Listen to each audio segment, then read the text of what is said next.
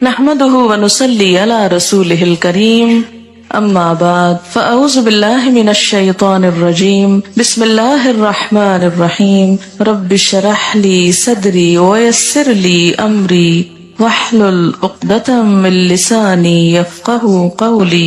قرآن پاک میں ایک عورت کے لیے ایک لفظ ہے لباس، ایک ہے ثیاب، ایک ہے جلباب۔ یہ تو ہے لفظوں کا استعمال، لباس، ثیاب، جلباب، یہ تین لفظ قرآن نے استعمال کیے۔ لباس کہتے ہیں اس کپڑے کو جو جسم ڈھانکتا ہے، لباس، ڈریس جس کو آپ کہتے ہیں، جیسے شرٹ ہے، پاجامہ ہے، جو جسم کے ساتھ لگا ہوتا ہے۔ ثیاب اور جلباب وہ کپڑا ہے جو لباس سے اوپر ہوگا۔ پھر لباس کے مختلف حصے بھی استعمال ہوئے، مثلاً خمار، پھر سرابیل ایک اور جگہ پر استعمال ہوتا ہے، سرابیل من قطران جہنمیوں کے لباس کے لیے استعمال ہوا ہے شلوار کے معنی میں۔ اسی طرح قمیص، تو ایک ہے قمیص جو اوپر کا لباس ہے، پاجامہ یا شلوار جو ہے وہ اس کو مکمل کرتا ہے۔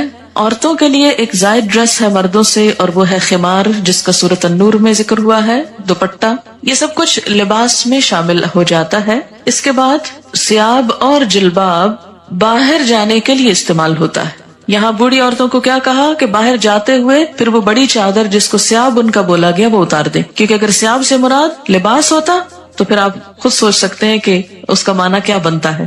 سورۃ الاحزاب میں آتا ہے یا ایھا النبی قل لازواجک وبناتک ونساء المؤمنین یدنین علیہن من جلابیبہن۔ تو اس سے کیا پتہ چلتا ہے کہ گھر کے اندر تو لباس ہوگا، گھر کے باہر جلباب ہوگا، ثیاب ہوگا۔ کچھ زینت ایسی ہے کہ جو گھر کے اندر چھپانی ہوگی، اس کو ستر بولتے ہیں، جو ایک عورت عورت کے سامنے یا ایک مرد مرد کے سامنے چھپاتا ہے، یا ایک عورت اپنے محرم رشتہ داروں کے سامنے چھپاتی ہے، یا کچھ نامحرم رشتہ داروں کے سامنے، اور ایک حجاب ہے جو غیر محرم لوگوں کے سامنے استعمال کیا جاتا ہے۔ یہ ہے خلاصہ اس حکم کا جو ایک عورت کو اپنے جسم کی حفاظت کے لیے قرآن پاک میں دیا گیا ہے۔ پہلی چیز کیا ہے یہ سمجھ لیجئے کہ لباس کس کا نام ہے، ثیاب کس کا نام ہے، حجاب کس کو کہتے ہیں، کیونکہ حجاب کا لفظ بھی آتا ہے، یعنی لفظ حجاب بھی استعمال ہوا۔ حجاب کہتے ہیں پردے، آڑ، اوٹ کو۔ سورۃ الاحزاب میں آتا ہے ازواج مطہرات کو حکم دیا گیا وَإِذَا سَأَلْتُمُوهُنَّ مَتَاعًا فَاسْأَلُوهُنَّ مِنْ وَرَائِ حِجَابٍ، جب تم ان سے کوئی چیز مانگو تو حجاب کے پیچھے سے مانگو۔ تو حجاب ضروری نہیں کہ جسم پر ہو، حجاب کا لفظ جسم کے لیے بھی استعمال ہو سکتا ہے، جسم کے اوپر کپڑے کے لیے، یا آڑ یا اوٹ کی بات ہے، مثلاً دروازے کے اوپر جو پردہ لٹکا ہوا ہے، یا کسی بھی ایسی جگہ پر کہ جو عورتوں کے بیٹھنے کی جگہ ہے جس کے پیچھے وہ چھپ کر بیٹھی ہوئی۔ حجابہ کا مطلب ہوتا ہے چھپنا۔ یا بنی آدم، اے آدم کی اولاد۔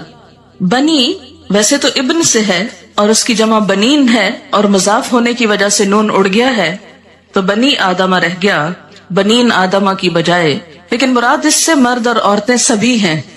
جب بنی آدم کہا جاتا ہے یا جیسے بنی اسرائیل کہا جاتا ہے تو اس سے مراد بنی اسرائیل کے صرف مرد نہیں عورتیں بھی ہیں، تو یہاں بھی بنی آدم سے مراد مرد و عورت دونوں ہیں۔ اے آدم کے بچوں، اے آدم کی اولاد، اے انسانوں، قد انزلنا علیکم لباسا، یقیناً ہم نے تم پر لباس اتارا ہے۔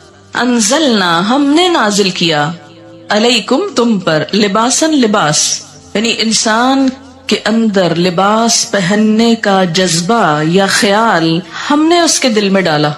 اسی لیے حضرت آدم علیہ السلام اور حضرت حوا کا جب شاہی لباس اترا، جنت کا لباس، تو کیا ہوا؟ فوراً ہی پتوں سے اپنے آپ کو ڈھانپنے لگے۔ تو یہ کیا تھا؟ وہی الہام یا وہی جبلت جس پر انسان پیدا ہوا ہے۔ قد انزلنا علیکم لباسا، ہم نے تم پر لباس اتارا ہے، یواری سوآتکم، جس کا مقصد کیا ہے؟ یواری، جو چھپاتا ہے، سوآتکم، تمہارے جسم کے قابل شرم حصوں کو، تمہاری شرم گاہوں کو۔ سوآت سوآتن سے ہے، لاش کے لیے بھی لفظ پیچھے استعمال ہوا ہے۔ سو اس کا مادہ ہے روٹ، جس کا مطلب ہی برا ہے، برائی۔ وریشا، اور زینت۔ ریش عربی میں پرندے کے پر کو کہتے ہیں، ریشتن فیدر کے لیے استعمال ہوتا ہے۔ پرندے عموماً اپنے پروں کی وجہ سے ہی پہچانے جاتے ہیں، اور یہ پر ان کے لیے پہچان کے علاوہ خوبصورتی کا ذریعہ بھی ہیں. اسی لیے ریشہ کا ترجمہ زینت کیا گیا ہے. زینت کے علاوہ پر حفاظت کا ذریعہ بھی ہیں، گرمی سردی سے بچاؤ کا ذریعہ بھی. تو یہاں پر لباس کے دو مقاصد بتائے گئے. نمبر 1 کہ وہ جسم کو ڈھانپے، اور نمبر 2 انسان کو حسن بھی بخشے، انسان کے لیے زینت حاصل کرنے کا ذریعہ بھی ہو، خوبصورتی کا سامان بھی ہو. عموماً ہمارے ہاں یہ تصور پایا جاتا ہے کہ اگر کوئی شخص نیک ہے، پارسا ہے، تو اسے کھدر کا لباس پہننا چاہیے، یا بے ڈھنگا لباس ہونا چاہیے، یا اس کے ساتھ خوبصورتی کا کوئی تعلق نہیں. قرآن کی یہ آیت اس تصور کی تردید کرتی ہے. اگرچہ یہ ضرور ہے کہ لباس سادہ ہو، کمفرٹیبل ہو، انسان اسے پہن کر کام کر سکے، لیکن یہ نہیں کہا گیا کہ وہ دیکھنے والے کی شخصیت کو بدنما کر دے. جہاں تک یواری سوآتکم کا تعلق ہے تو لباس کی 2 چیزیں بتائی گئیں کہ وہ شفاف نہ ہو، وصاف نہ ہو. شفاف کا مطلب کیا ہے؟ ٹرانسپیرنٹ نہ ہو، یواری چھپائے.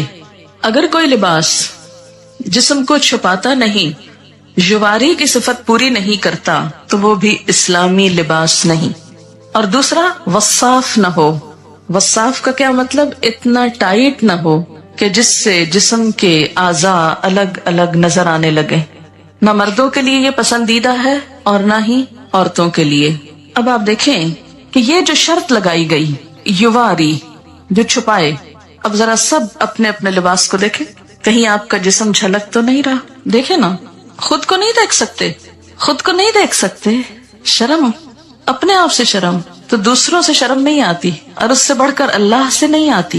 ہم مسلمان ہیں، ہم اس وقت سب سے زیادہ مقدس محفل میں بیٹھے ہوئے ہیں.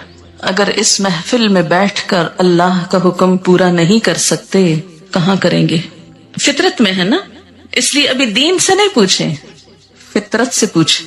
تو میں نے آپ سے کہا تھا کہ ہم سب اس آیت کی روح سے خود کو پرکھتے. آپ نے کہا خود کو نہیں دیکھ سکتے. اب اس طرح کریں کہ ہر ایک اپنے سے دائیں طرف بیٹھے ہوئے شخص سے کہے کہ وہ اس کو دیکھے. ہر شخص پہلے اپنے دائیں طرف والے سے پوچھے، یعنی پیئرز میں ہو جائے نا، 2 ہو جائیں، پھر اس کے بعد ہر 2 شخص ہو جائیں، اور پھر دونوں ایک دوسرے کا لباس دیکھیں ذرا.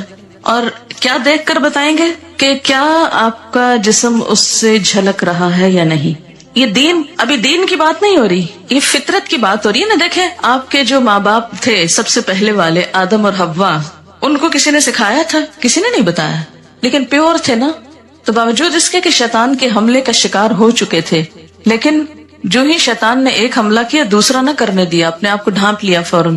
دیر ہی نہیں لگائی، مشورہ بھی نہیں کیا کہ ڈھانکے گئے ایسے ہی پھرتے رہے، کون ہے تیسرا یہاں.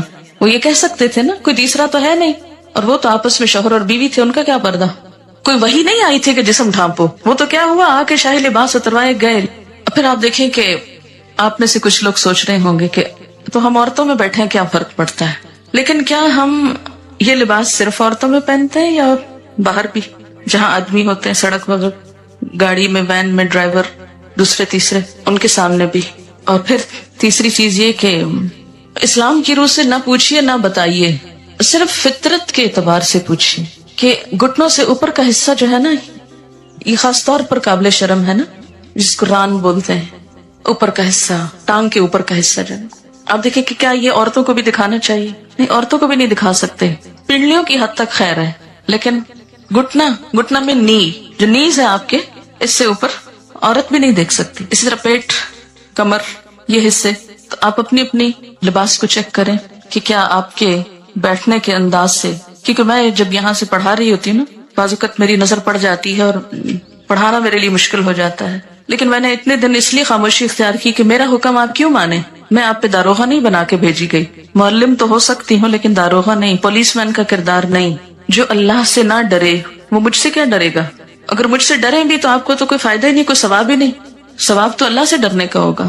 کتنا کپڑا لگ جائے گا، یا کیا ایسا مٹیریل اویلیبل نہیں، اگر نہیں تو اویلیبل کر لینا چاہیے، یا اس کے اوپر کچھ اور پہن لینا چاہیے جس سے وہ ڈھک جائے.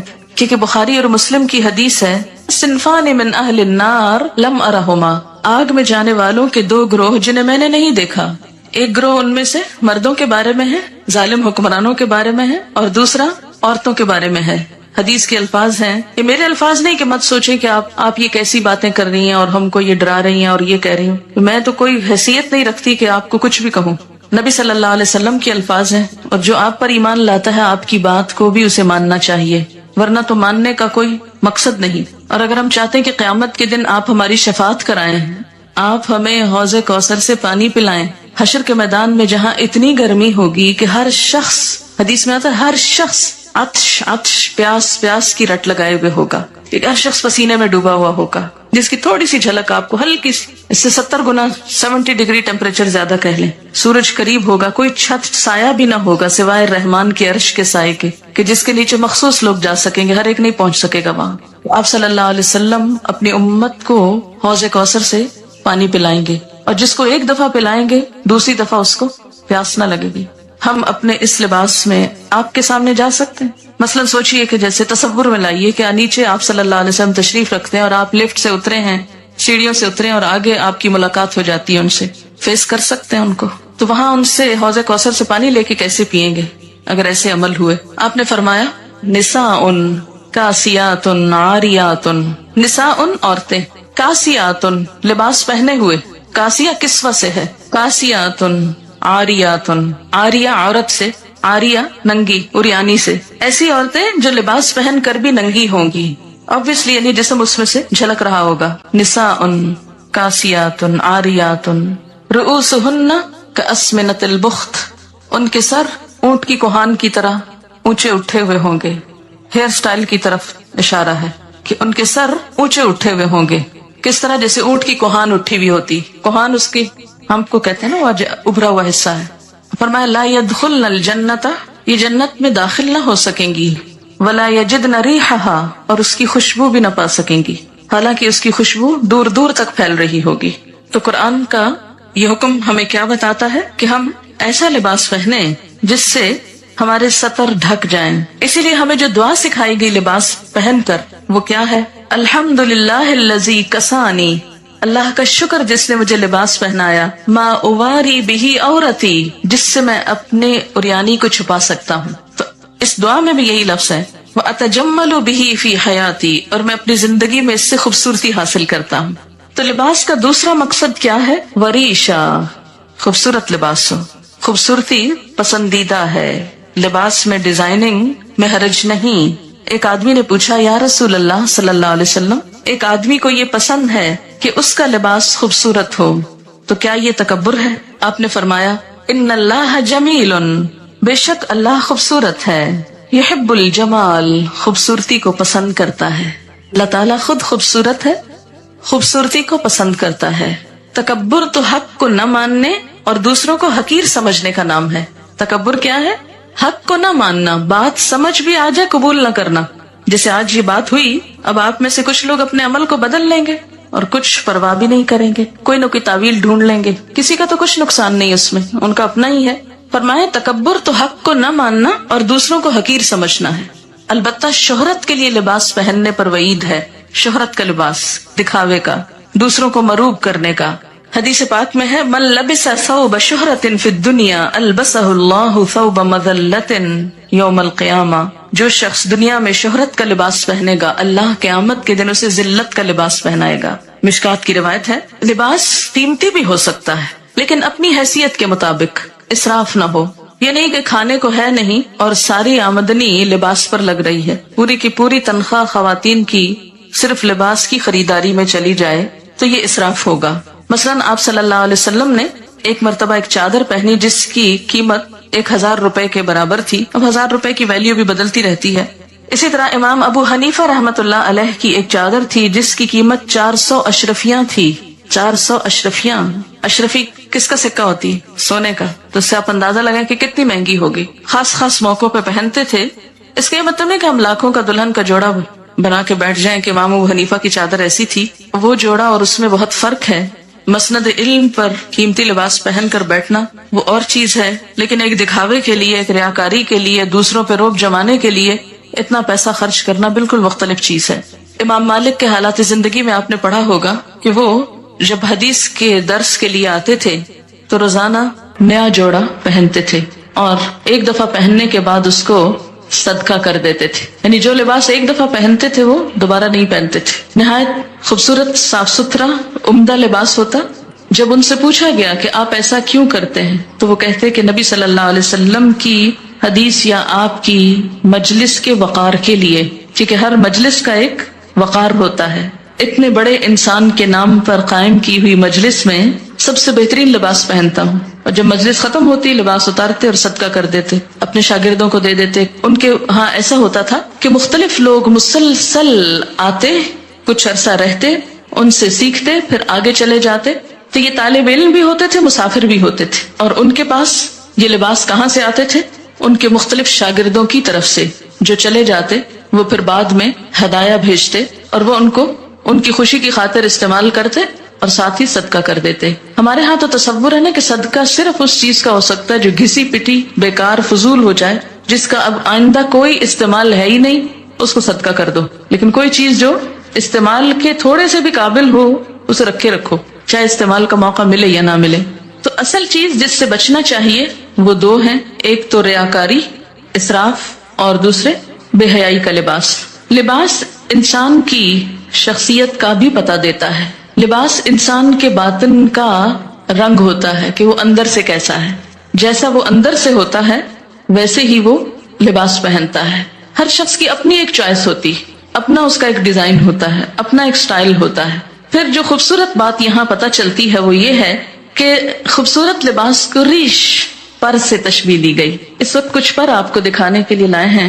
ذرا ان پروں کو آپ دیکھیے کہ کوئی انسان ایسی خوبصورت چیز بنا سکتا ہے. یہ آپ دیکھیں، اس کا کبھی قریب سے آپ شیڈ دیکھیں تو آپ حیران ہو جائیں، کیونکہ ہم دیکھتے بھی ہیں نا مور، تو کہاں دیکھتے ہیں؟ دیکھتے ہی نہیں. ہم اپنے لباس نہیں دیکھتے تو موروں کے کہاں دیکھیں گے؟ ابھی آپ کہہ رہے تھے نا، دیکھا ہی نہیں جاتا. کس قدر خوبصورت، ایسے لگتا ہے جیسے کسی نے دھاگے سے باقاعدہ وہ کڑھائی کی ہوئی ہے، اور اتنے خوبصورت شیڈ، اتنے زبردست کہ انسان حیران رہ جاتا ہے. اور ایسا تھریڈ، اتنا سلکی تھریڈ تو ہم ویسے خود بھی پروڈیوس نہیں کر سکتے. اس میں وہ نظافت اور لچک، اور پھر آپ دیکھیں کہ کس خوبصورت طریقے سے اس کی آؤٹ لائن بنائی ہوئی ہے، اور آؤٹ لائن کے ساتھ بھی شیڈز ہیں. اور پھر جو پر اٹھے ہوئے ہیں یہ آپ دیکھیں کتنی ترتیب کے ساتھ، جیسے کسی نے باقاعدہ ٹرمنگ کی ہوئی. یہ خود ہی بن گئے، خود نہیں بن سکتے. اللہ تعالیٰ نے پرندوں کو تو خود ہی دے دیا، خود ہی پہنا دیا. ہمیں عقل دی اور کیا کہا؟ استعمال کرو اور اپنے لیے خوبصورت لباس بنا لو. اب دیکھیں کہ جب بہت سارے لوگ ایسی کڑھائی وغیرہ کرتے ہیں تو ان کی، یعنی کڑھائی والے کپڑے پہننا منع نہیں ہے، تقویٰ کے خلاف نہیں ہے، ان کا بھی روزگار ہو جاتا ہے. کئی دیہاتوں میں بیٹھی لڑکیاں، بچیاں جو اپنی زندگی، جن کو اور کوئی کام کرنے کو نہیں، کوئی پڑھ لکھ نہیں سکتی، کتنی خوبصورت خوبصورت چیزیں بناتی، لیکن ہم ان پہ بڑا ظلم ڈھاتے ہیں کہ بہت ہی اونے پونے داموں لے کر ان کی آنکھوں سے اور ان کے صلاحیتوں سے مذاق کرتے ہیں. پھر اسی طرح آپ دیکھیں، اس میں بھی آپ دیکھیں کیسا شیڈ ہے، اتنا خوبصورت. اور ان کی جو نرمی اور ملائمت ہے، ہم بھی اتنے عقل مند نہیں کہ اتنے خوبصورت کپڑے پہننا جانے. ہمارے کپڑے تو خوب اکڑے ہوئے ہوتے، انکمفرٹیبل، کہ جس میں سانس نہ آئے، کام نہ کر سکیں. پرندوں کے پر خوبصورت ہونے کے ساتھ ساتھ اتنے پریکٹیکل ہوتے ہیں کہ ان کو اپنا کام کرنے میں کوئی دشواری نہیں ہوتی. ہم بعض اوقات خوبصورت لباس پہننے کے شوق میں ایسا لباس پہن لیتے ہیں کہ جو بالکل پریکٹیکل نہیں ہوتا. پڑھاتے وقت اگر ساتھ یہ بھی دکھایا جائے تو تھوڑی سی فیلنگ اچھی آتی ہے کہ اللہ تعالیٰ نے کیا کیا خوبصورتی پیدا کی اور کس کے لیے پیدا کی. یہ پرندے ادھر ادھر اڑتے پھرتے، ان بیچاروں کو تو خود تو کلرز پتہ نہیں اپنے نظر بھی آتے ہیں کہ نہیں. یہ کلرز دیکھنے کی صلاحیت بھی انسان کو ملی. ہم انسان ایکسٹریم پہ چلے جاتے ہیں. ہماری ایکسٹریمز کیا ہیں کہ یا تو دین کے نام پہ، تقویٰ کے نام پہ ہم بالکل بدھو بن جاتے ہیں اور دنیا کی کسی چیز سے کوئی فائدہ نہیں اٹھانا چاہتے. ملنگ کہلانا دوسرے لفظوں میں نیک کہلانا ہے. اسلام میں کسی ملنگی کا کوئی تصور نہیں. یہ بعد کے نظریات ہیں، سادھو اور بھکشو اور معلوم نہیں کیا کچھ. اللہ تعالیٰ نے اپنی یہ تخلیق ہمیں سکھانے کے لیے، ہمیں دکھانے کے لیے پیدا کی ہے. کس کے لیے ہے یہ سب کچھ؟ اللہ تعالیٰ فرماتے تمہارے لیے. ہمارے لیے کیا؟ کہ ہم اس سے سبق سیکھیں. انسان نے جانوروں سے بھی بہت کچھ سیکھا ہے. اپنی حیثیت کے اندر رہتے ہوئے، اپنی شخصیت کے مطابق ساتر لباس، خوبصورت لباس، خواہ پینٹنگ ہو، کڑھائی ہو، مکیش ہو، تلہ ہو اور کچھ اور ہو جو آپ کو آتا ہے اور مجھے نہیں آتا، یہ سب کچھ منع نہیں ہے، لیکن موقع کی مناسبت سے، حدود کے اندر رہتے ہوئے اور पहली शर्त मानते हुए युवारी सवातिकुम, मालूम नहीं शैतान ने हमें क्यों सुझा दिया कि नंगा होना ज्यादा खूबसूरती है और जिस्म की नुमाइश को खूबसूरती बना दिया। सी थ्रू कपड़े पहनाना ज्यादा अक्लमंद कहलाने का सबब समझाया, हालांकि ऐसा नहीं है। सारे जानवरों के लिबास अल्लाह ने खुद ही पहना दिए और वो बेचारे एक ही डिजाइन में रहते हुए दुनिया से चले जाते हैं, जबकि इंसान को एक लिबास नहीं दिया, उसको स्किन कलर दिया जिसके ऊपर हर खूबसूरत चीज नुमाया हो जाती। आप देखें ना, स्किन कलर का कारपेट हो तो उसके ऊपर फर्नीचर कितना निखरता है। तो इसी तरह आपको अल्लाह ने स्किन कलर का जिस्म दिया जिसके ऊपर खूबसूरत रंगों के लिबास, खूबसूरत कढ़ाइयों के लिबास आपके लिए हुस्न का सबब है। यही अगर आपकी स्किन ब्लू कलर की होती तो आप कितने लिमिटेड कलर्स पहन सकते थे, क्योंकि ब्लू के ऊपर हर कलर फिर सूट नहीं करता। इसी तरह अगर आप ग्रीन होते, सोचो ना थोड़ा सा, तो क्या नजर आते। कितनी वसी चॉइस दी है अल्लाह ने आपको, हम शुक्र नहीं करते, शुक्र नहीं बजा लाते। और आपको मालूम है कि एक परिंदे पर तकरीबन 10,000 मुख्तलिफ किस्म के पर होते हैं। बाज पर उड़ने के काम आते हैं, बाज जिस्म के साथ होते हैं, उसकी शेप नुमाया करते हैं। इसी तरह फ्लफी होते हैं, नरम होते हैं, आरामदेह होते हैं। तो लिबास भी अगर आरामदेह हो, नरम हो, सिल्की हो, कंफर्टेबल हो तो इसमें हरज नहीं, गुनाह की बात नहीं। हाँ, मर्दों के लिए सिल्क हराम करार दी गई, अगर उनके लिए हलाल होती तो शायद औरतों के हिस्से में बहुत थोड़ी आती। हदीस है, आप सल्लल्लाहु अलैहि वसल्लम जब कोई नया कपड़ा पहनते तो उसका नाम लेकर फरमाते कि अल्लाह ने मुझे ये इनायत फरमाया, और फिर दुआ पढ़ते, अल्लाहुम्मा लकल हम्दु अंत कसौतनीही अस्अलुका खैर मा सुनिअ लहू व अऊज़ु बिका मिन शर्रिही व शर्रि मा सुनिअ लहू। ऐ अल्लाह, तेरे लिए ही सब तारीफ है, जैसा कि तूने मुझे ये कपड़ा पहनाया। मैं तुझसे इसकी भलाई और उस चीज की भलाई का सवाल करता हूँ जिसके लिए ये बनाया गया, और मैं तेरी पनाह चाहता हूँ इसकी बुराई से और उस चीज की बुराई से जिसके लिए ये बनाया गया। एक और दुआ है, अल्लाहुम्मा इन्नी अस्अलुका मिन खैरिही व खैर मा हुवा लहू व अऊज़ु बिका मिन शर्रिही व शर्रि मा हुवा लहू। तर्जुमा है, ए अल्लाह, मैं आपसे इस कपड़े की भलाई का और ये जिस मकसद के लिए है उसकी भलाई का सवाल करता हूँ। जिस मकसद के लिए ये कपड़ा पहना है उसकी भी भलाई का सवाल। कितना खूबसूरत जहन मोड़ता है ना इस्लाम अच्छी तरफ। कपड़ा पहनो, किसी खास ओकेजन का कपड़ा पहन रहे हो, और हो सकता है आप कपड़े तो खूब पहन जाए और वो सारा ओकेजन बर्बाद हो जाए, तो उस ओकेजन के लिए भी दुआ मांगी जा रही है। साथ ही अगर आप यहाँ आने से पहले ये दुआ पढ़ें तो इस सारे काम की भलाई की दुआ हो जाएगी, और इसकी बुराई से यानी इस लिबास की बुराई से और ये जिस मकसद के लिए है उसकी बुराई से तेरी पनाह चाहता हूँ, तो आप महफूज भी रहेंगे। हज़रत उमर फरमाते हैं, नबी सल्लल्लाहु अलैहि वसल्लम ने फरमाया, नए कपड़े पहनते हुए ये दुआएं पढ़ें, अल्हम्दुलिल्लाहिल्लज़ी कसानी मा उवारी बिही औरती व अतजम्मलु बिही फी हयाती। सब तारीफ अल्लाह के लिए है जिसने मुझे ये कपड़ा पहनाया जिससे मैं अपने शर्म की चीज छुपाता हूँ और अपनी जिंदगी में इसके जरिए खूबसूरती हासिल करता हूँ। और फिर पुराने कपड़े को सदका कर दे तो जिंदगी में और मरने के बाद खुदा की हिफाजत और खुदा के छुपाने में रहेगा, यानी उसका ऐब ढक जाएगा। जब नंगा होता है ना तो फरिश्ते साथ छोड़ देते हैं जो हिफाजत करते हैं। जो ही फरिश्ते साथ छोड़ते शैतान हमला आवर होता है। अगर आप बिस्मिल्लाह पढ़कर अपने लिबास उतार कर चेंज करते वक्त या नहाते वक्त तो इंशाअल्लाह ताला बहुत सी चीजों के शर से महफूज रहेंगे। इसके बाद फरमाया, व लिबासुत तक़वा, और तकवा का लिबास। एक लिबास इंसान के जाहिर का है और एक लिबास इंसान के बातिन का है। तकवा कहाँ है? दिल में। अत्तक़वा हा हुना, तकवा यहाँ है, अंदर है, दिल में है। तो दिल का लिबास, जिस तरह जाहिर को खूबसूरत बनाना जरूरी है और उसको छुपाना जरूरी है, इसी तरह बातिन को भी, अंदर को भी खूबसूरत बनाना जरूरी है। जाहिर तो लोग देखते हैं, बातिन अल्लाह देखता है। हम लिबास में कितना ज्यादा इस बात का ख्याल करते हैं कि लोग क्या कहेंगे। लोग कहेंगे लो हर वक्त एक ही लिबास पहना होता है, रोज वही, हर पार्टी में वही, और सिर्फ लोगों की नजरों में जचने के लिए हम कितनी बड़ी बड़ी रकमें खर्च कर देते हैं। कितने कितने बाजारों के टेलर्स के पास चक्कर लगाते हैं, कितना पैसा लगाते हैं। मकान बनाने के बाद जो ज्यादा खर्च आता है खाने पीने से भी बढ़कर वो अमूमन लिबास पर होता है। लेकिन अंदर के लिबास को खूबसूरत बनाने के लिए जिसे सिर्फ अल्लाह देखता है उसके लिए हम क्या करते हैं? लिबासुत तकवा, तकवा का लिबास बाहर भी होगा। जाहिर है कि वो जब अल्लाह की मर्जी के मुताबिक होगा तो तकवा का होगा, और अगर शैतान की मर्जी के मुताबिक है, याद रखिए शैतान ने लिबास उतरवाए थे।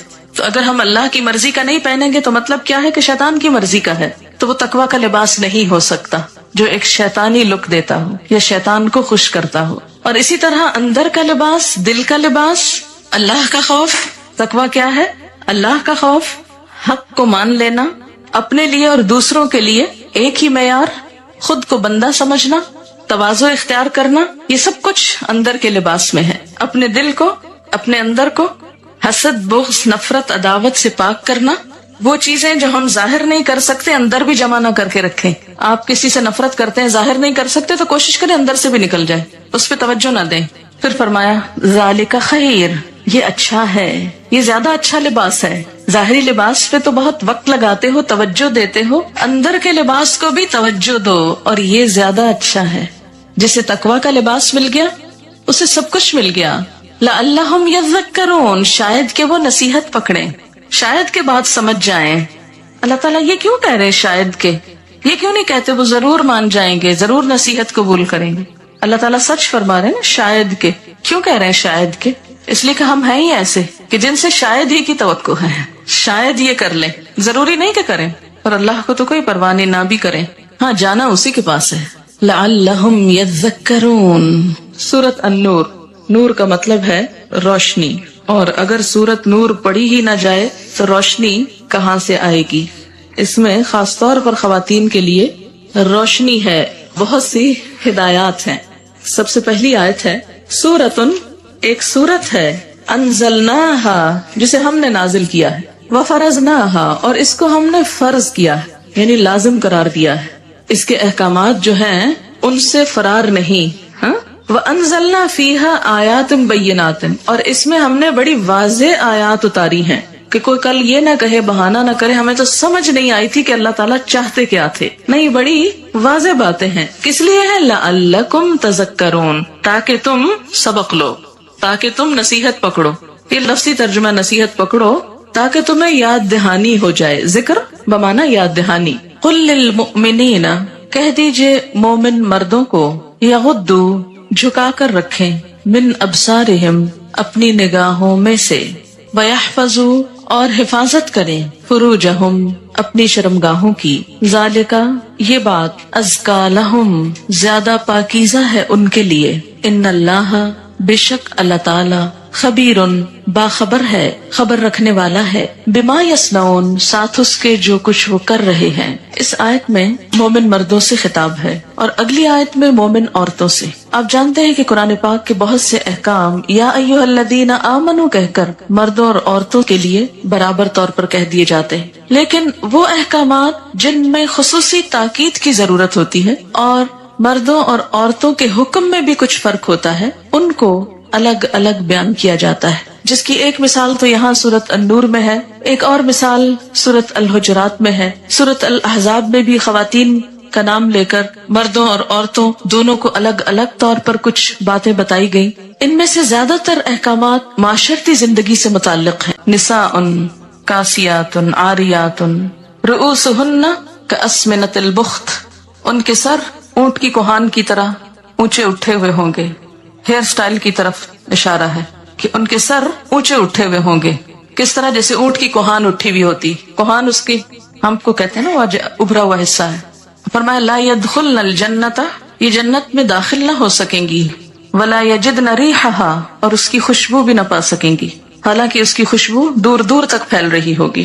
تو قرآن کا یہ حکم ہمیں کیا بتاتا ہے کہ ہم ایسا لباس پہنیں جس سے ہمارے سطر ڈھک جائیں. اسی لیے ہمیں جو دعا سکھائی گئی لباس پہن کر وہ کیا ہے؟ الحمدللہ الذی کسانی، اللہ کا شکر جس نے مجھے لباس پہنایا، ما اواری بہ عورتی، جس سے میں اپنے عریانی کو چھپا سکتا ہوں. تو اس دعا میں بھی یہی لفظ ہے، واتجمل بہ فی حیاتی، اور میں اپنی زندگی میں اس سے خوبصورتی حاصل کرتا ہوں.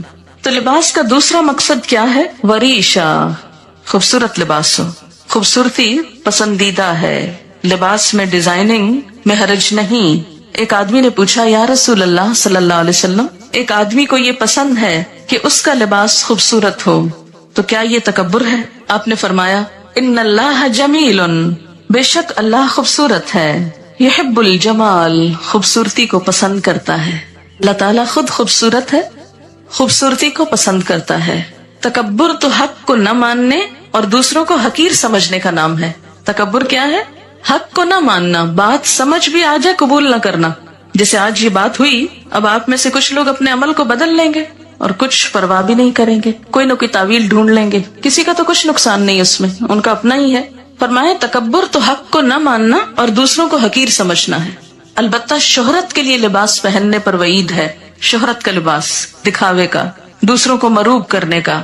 حدیث پاک میں ہے من لبس ثوب شہرت فی الدنیا البسہ اللہ ثوب مذلت یوم القیامہ. جو شخص دنیا میں شہرت کا لباس پہنے گا، اللہ قیامت کے دن اسے ذلت کا لباس پہنائے گا. مشکات کی روایت ہے. لباس قیمتی بھی ہو سکتا ہے لیکن اپنی حیثیت کے مطابق، اسراف نہ ہو. یہ نہیں کہ کھانے کو ہے نہیں اور ساری آمدنی لباس پر لگ رہی ہے، پوری کی پوری تنخواہ خواتین کی صرف لباس کی خریداری میں چلی جائے تو یہ اسراف ہوگا. مثلاً آپ صلی اللہ علیہ وسلم نے ایک مرتبہ ایک چادر پہنی جس کی قیمت 1000 روپے کے برابر تھی. اب 1000 روپے کی ویلیو بھی بدلتی رہتی ہے. اسی طرح امام ابو حنیفہ رحمۃ اللہ علیہ کی ایک چادر تھی جس کی قیمت 400 اشرفیاں تھی. 400 اشرفیاں. اشرفی کس کا سکہ ہوتی؟ سونے کا. تو اس سے آپ اندازہ لگائیں کہ کتنی مہنگی ہوگی. خاص خاص موقعوں پہ پہنتے تھے.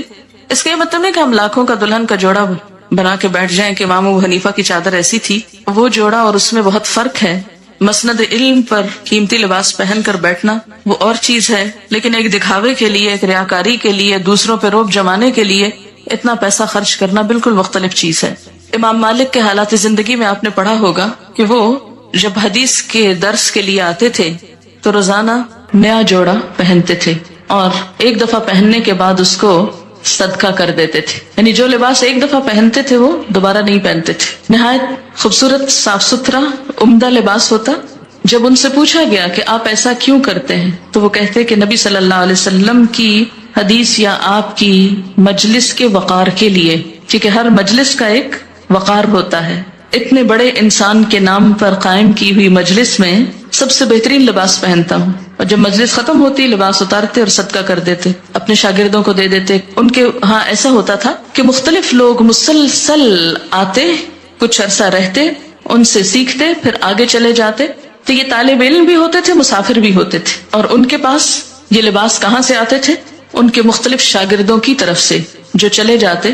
وہ پھر بعد میں ہدایہ بھیجتے اور وہ ان کو ان کی خوشی کی خاطر استعمال کرتے اور ساتھ ہی صدقہ کر دیتے. ہمارے ہاں تو تصور ہے نا کہ صدقہ صرف اس چیز کا ہو سکتا ہے جو گھسی پٹی، بیکار، فضول ہو جائے، جس کا اب آئندہ کوئی استعمال ہے ہی نہیں، اس کو صدقہ کر دو. لیکن کوئی چیز جو استعمال کے تھوڑے سے بھی قابل ہو اسے رکھے رکھو، چاہے استعمال کا موقع ملے یا نہ ملے. تو اصل چیز جس سے بچنا چاہیے وہ دو ہیں، ایک تو ریاکاری، اسراف، اور دوسرے بے حیائی کا لباس. لباس انسان کی شخصیت کا بھی پتہ دیتا ہے. لباس انسان کے باطن کا رنگ ہوتا ہے کہ وہ اندر سے کیسا ہے. جیسا وہ اندر سے ہوتا ہے ویسے ہی وہ لباس پہنتا ہے. ہر شخص کی اپنی ایک چوائس ہوتی، اپنا اس کا ایک ڈیزائن ہوتا ہے، اپنا ایک سٹائل ہوتا ہے. پھر جو خوبصورت بات یہاں پتہ چلتی ہے وہ یہ ہے کہ خوبصورت لباس کو ریش، پر سے تشبیہ دی گئی. اس وقت کچھ پر آپ کو دکھانے کے لیے لائے ہیں. ذرا ان پروں کو آپ دیکھیے کہ کوئی انسان ایسی خوبصورت چیز بنا سکتا ہے. یہ آپ دیکھیں، اس کا کبھی قریب سے آپ شیڈ دیکھیں تو آپ حیران ہو جائیں، کیونکہ ہم دیکھتے بھی ہیں نا مور، تو کہاں دیکھتے ہیں؟ دیکھتے ہی نہیں. ہم اپنے لباس نہیں دیکھتے تو موروں کے کہاں دیکھیں گے؟ ابھی آپ کہہ رہے تھے نا، دیکھا ہی نہیں جاتا. کس قدر خوبصورت، ایسے لگتا ہے جیسے کسی نے دھاگے سے باقاعدہ وہ کڑھائی کی ہوئی ہے، اور اتنے خوبصورت شیڈ، اتنے زبردست کہ انسان حیران رہ جاتا ہے. اور ایسا تھریڈ، اتنا سلکی تھریڈ تو ہم ویسے خود بھی پروڈیوس نہیں کر سکتے. اس میں وہ نظافت اور لچک، اور پھر آپ دیکھیں کہ کس خوبصورت طریقے سے اس کی آؤٹ لائن بنائی ہوئی ہے، اور آؤٹ لائن کے ساتھ بھی شیڈز ہیں. اور پھر جو پر اٹھے ہوئے ہیں یہ آپ دیکھیں کتنی ترتیب کے ساتھ، جیسے کسی نے باقاعدہ ٹرمنگ کی ہوئی. یہ خود ہی بن گئے، خود نہیں بن سکتے. اللہ تعالیٰ نے پرندوں کو تو خود ہی دے دیا، خود ہی پہنا دیا. ہمیں عقل دی اور کیا کہا؟ استعمال کرو اور اپنے لیے خوبصورت لباس بنا لو. اب دیکھیں کہ جب بہت سارے لوگ ایسی کڑھائی وغیرہ کرتے ہیں تو ان کی، یعنی کڑھائی والے کپڑے پہننا منع نہیں ہے، تقویٰ کے خلاف نہیں ہے، ان کا بھی روزگار ہو جاتا ہے. کئی دیہاتوں میں بیٹھی لڑکیاں، بچیاں جو اپنی زندگی، جن کو اور کوئی کام کرنے کو نہیں، کوئی پڑھ لکھ نہیں سکتی، کتنی خوبصورت خوبصورت چیزیں بناتی، لیکن ہم ان پہ بڑا ظلم ڈھاتے ہیں کہ بہت ہی اونے پونے داموں لے کر ان کی آنکھوں سے اور ان کے صلاحیتوں سے مذاق کرتے ہیں. پھر اسی طرح آپ دیکھیں، اس میں بھی آپ دیکھیں کیسا شیڈ ہے، اتنا خوبصورت. اور ان کی جو نرمی اور ملائمت ہے ہم بھی اتنے عقل مند نہیں کہ اتنے خوبصورت کپڑے پہن نہ جانے. ہمارے کپڑے تو خوب اکڑے ہوئے ہوتے, انکمفرٹیبل, کہ جس میں سانس نہ آئے, کام نہ کر سکیں. پرندوں کے پر خوبصورت ہونے کے ساتھ ساتھ اتنے پریکٹیکل ہوتے ہیں کہ ان کو اپنا کام کرنے میں کوئی دشواری نہیں ہوتی. ہم بعض اوقات خوبصورت لباس پہننے کے شوق میں ایسا لباس پہن لیتے ہیں کہ جو بالکل پریکٹیکل نہیں ہوتا. پڑھاتے وقت اگر ساتھ یہ بھی دکھایا جائے تو تھوڑی سی فیلنگ اچھی آتی ہے کہ اللہ تعالیٰ نے کیا کیا خوبصورتی پیدا کی اور کس کے لیے پیدا کی. یہ پرندے ادھر ادھر اڑتے پھرتے ہیں, ان بیچاروں کو تو خود تو کلرز پتہ نہیں اپنے نظر بھی آتے ہیں کہ نہیں. یہ کلرز دیکھنے کی صلاحیت بھی انسان کو ملی. ہم انسان ایکسٹریم پہ چلے جاتے ہیں. ہماری ایکسٹریمز کیا ہیں کہ یا تو دین کے نام پہ, تقویٰ کے نام پہ ہم بالکل بدھو بن جاتے ہیں اور دنیا کی کسی چیز سے کوئی فائدہ نہیں اٹھانا چاہتے. ملنگ کہلانا دوسرے لفظوں میں نیک کہلانا ہے. اسلام میں کسی ملنگی کا کوئی تصور نہیں. یہ بعد کے نظریات ہیں, سادھو اور بھکشو اور معلوم نہیں کیا کچھ. اللہ تعالیٰ نے اپنی یہ تخلیق ہمیں سکھانے کے لیے, ہمیں دکھانے کے لیے پیدا کی ہے. کس کے لیے ہے یہ سب کچھ؟ اللہ تعالیٰ فرماتے تمہارے لیے. ہمارے لیے کیا؟ کہ ہم اس سے سبق سیکھیں. انسان نے جانوروں سے بھی بہت کچھ سیکھا ہے.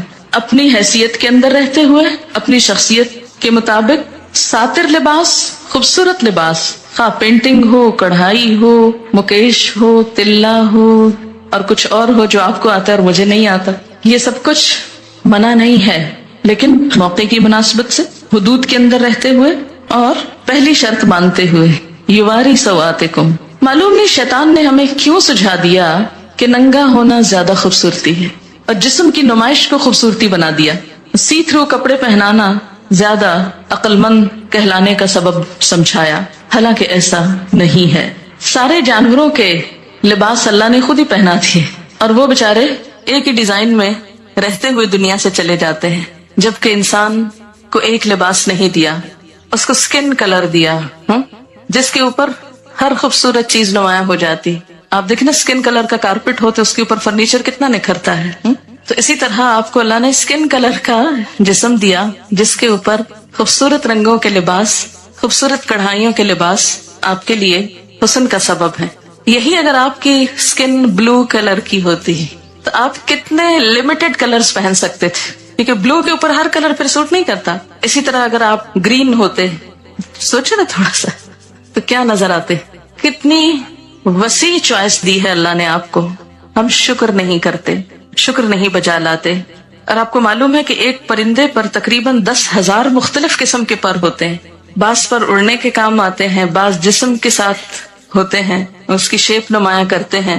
اسی طرح فلفی ہوتے ہیں, نرم ہوتے ہیں, آرام دہ ہوتے ہیں. تو لباس بھی اگر آرام دہ ہو, نرم ہو, سلکی ہو, کمفرٹیبل ہو تو اس میں حرج نہیں, گناہ کی بات نہیں.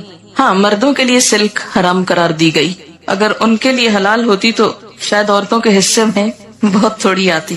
حدیث ہے آپ صلی اللہ علیہ وسلم جب کوئی نیا کپڑا پہنتے تو اس کا نام لے کر فرماتے کہ اللہ نے مجھے یہ عنایت فرمایا, اور پھر دعا پڑھتے اللہم لک الحمد انت کسوتنیہ اسألک خیر ما صنع لہ واعوذ بک من شرہ وشر ما صنع لہ.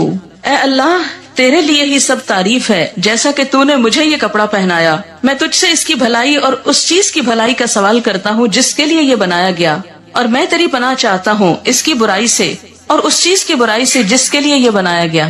ایک اور دعا ہے اللہم انی اسألک من خیرہ وخیر ما هو له واعوذ بک من شرہ وشر ما هو له.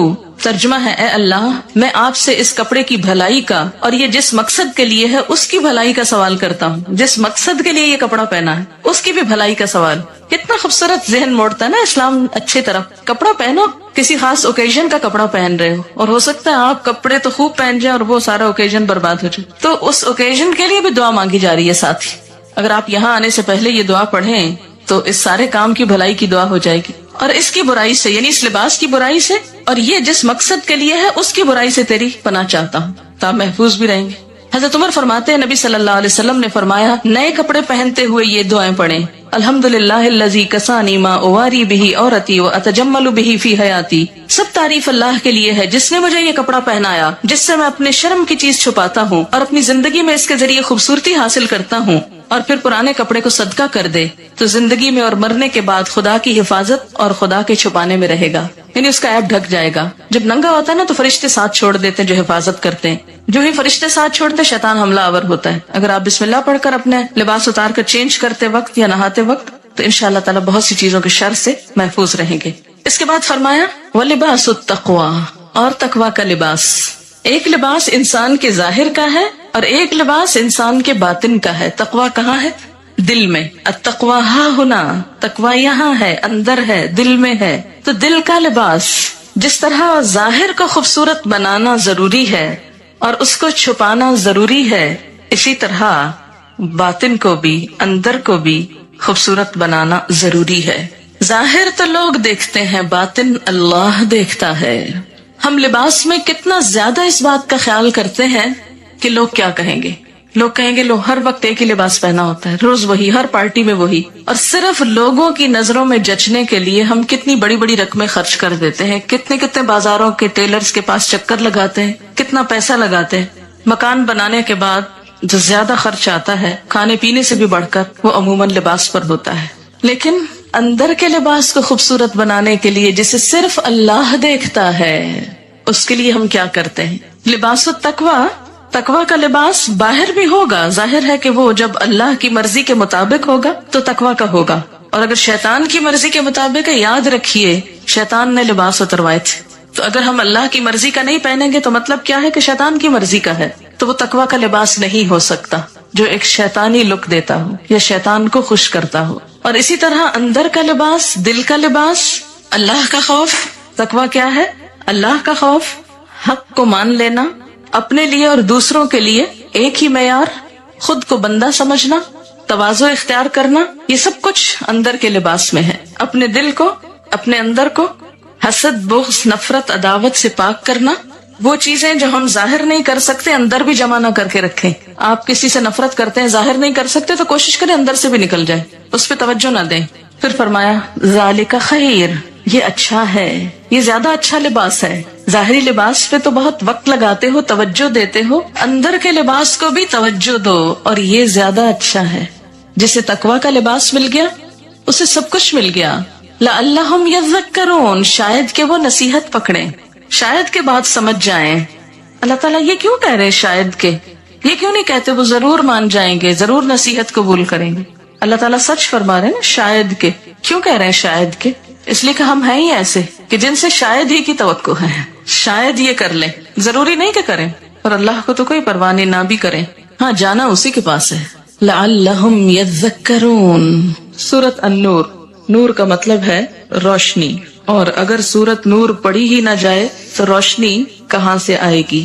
اس میں خاص طور پر خواتین کے لیے روشنی ہے، بہت سی ہدایات ہیں۔ سب سے پہلی آیت ہے سورتن، ایک سورت ہے، انزلناہا، جسے ہم نے نازل کیا ہے، وفرضناہا، اور اس کو ہم نے فرض کیا ہے، یعنی لازم قرار دیا ہے۔ اس کے احکامات جو ہیں ان سے فرار نہیں۔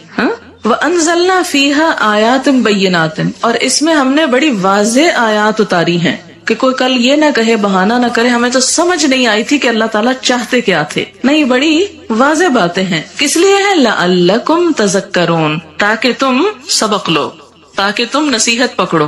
یہ لفظی ترجمہ نصیحت پکڑو تاکہ تمہیں یاد دہانی ہو جائے، ذکر بمعنی یاد دہانی۔ قُلْ لِلْمُؤْمِنِينَ، کہہ دیجئے مومن مردوں کو، یغضوا، جھکا کر رکھیں، من ابصارہم، اپنی نگاہوں میں سے، ویحفظوا، اور حفاظت کریں، فروجہم، اپنی شرمگاہوں کی، ذالکا، یہ بات، ازکا لہم، زیادہ پاکیزہ ہے ان کے لیے، ان اللہ، بے شک اللہ تعالی، خبیرن، باخبر ہے، خبر رکھنے والا ہے، بما یصنعون، ساتھ اس کے جو کچھ وہ کر رہے ہیں۔ اس آیت میں مومن مردوں سے خطاب ہے اور اگلی آیت میں مومن عورتوں سے۔ آپ جانتے ہیں کہ قرآن پاک کے بہت سے احکام یا ایھا الذین آمنوا کہہ کر مردوں اور عورتوں کے لیے برابر طور پر کہہ دیے جاتے ہیں، لیکن وہ احکامات جن میں خصوصی تاکید کی ضرورت ہوتی ہے اور مردوں اور عورتوں کے حکم میں بھی کچھ فرق ہوتا ہے، ان کو الگ الگ بیان کیا جاتا ہے، جس کی ایک مثال تو یہاں سورۃ النور میں ہے، ایک اور مثال سورۃ الحجرات میں ہے۔ سورۃ الاحزاب میں بھی خواتین کا نام لے کر مردوں اور عورتوں دونوں کو الگ الگ طور پر کچھ باتیں بتائی گئی. ان میں سے زیادہ تر احکامات معاشرتی زندگی سے متعلق. نساء کاسیات عاریات رؤوسہن کاسمنۃ البخت، ان کے سر